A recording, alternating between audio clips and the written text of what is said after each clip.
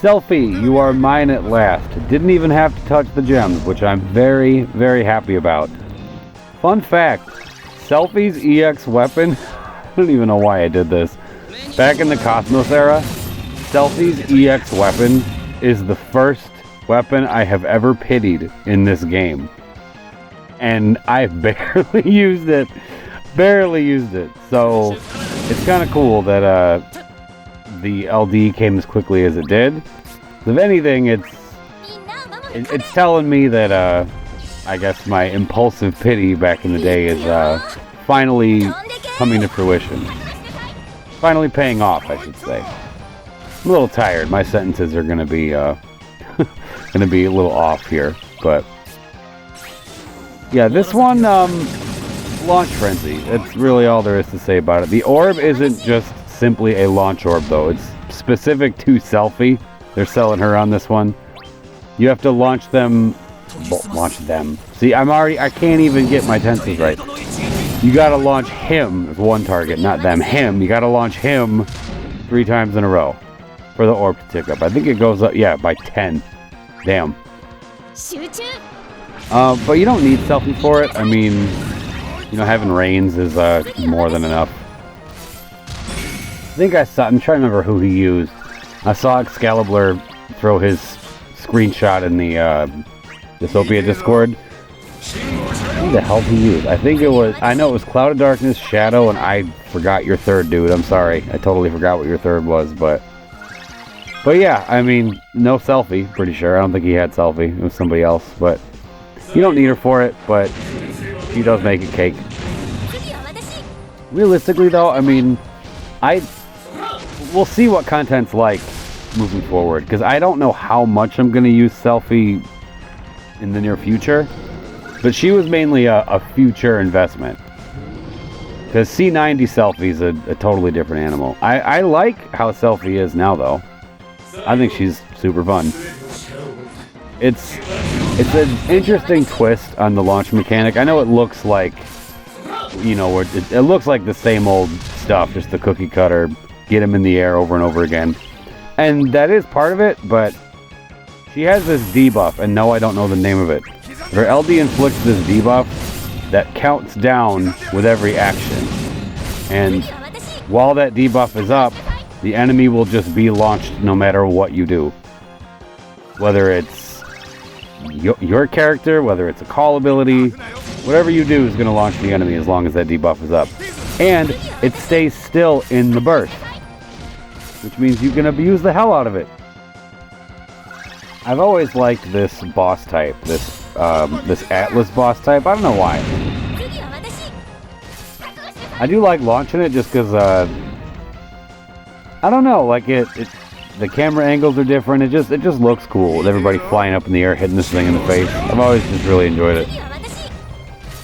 I want more stuff like this where it's like just one big bad enemy instead of, because they keep giving us the same, like, hey, here's 2 of the same goofy looking thing. I like that this is just one big hulking monstrosity that we have to fight. I don't know. I'm not wording myself very well right now.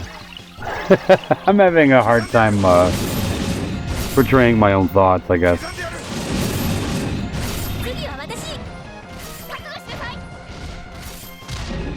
I think that's partially due to the fact that there really isn't much to discuss as far as strategy here. And yes, I know that's largely in part because I brought Selphie, but like I said, you don't need her. There's other stuff that can do it.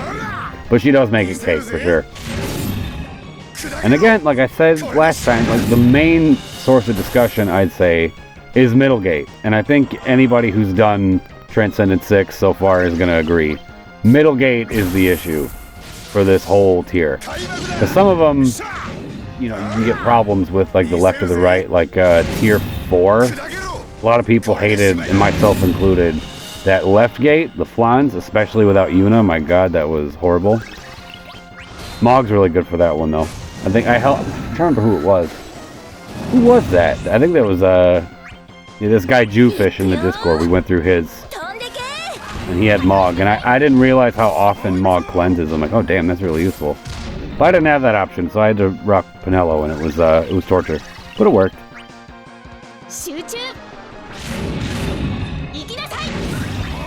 Yeah, I mean, this is just... This one's totally brainless with this setup. I mean, you just kind of go all in immediately.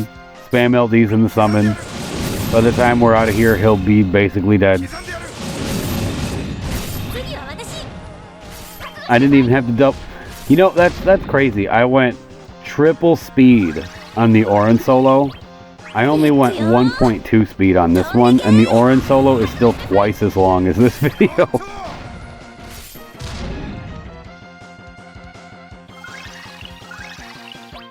I gotta say, I like Maria a lot more than I thought I would. I was planning on skipping, and oh my god, I'm so glad I didn't. I'm so glad I didn't. I'm very glad I went back to that banner and threw tickets at it. She's great.